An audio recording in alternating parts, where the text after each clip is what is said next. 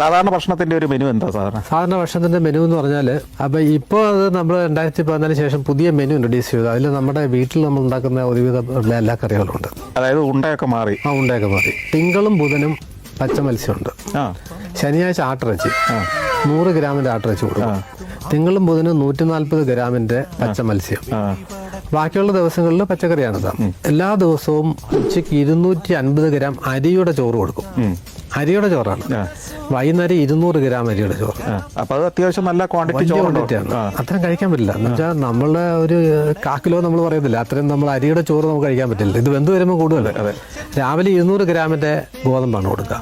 ഇപ്പോൾ ഗോതമ്പ് ചപ്പാത്തിയുടെ ഒരു ഫോമിലാണ് നമ്മൾ കൊടുക്കുന്നത്. ചപ്പാത്തി രാവിലെ ഇപ്പം ഞായറാഴ്ചയാണ് ഇഡ്ഡലിയോ ദോശയോ, അതിൻ്റെ കൂടെ ചമ്മന്തി ഉണ്ടാവും.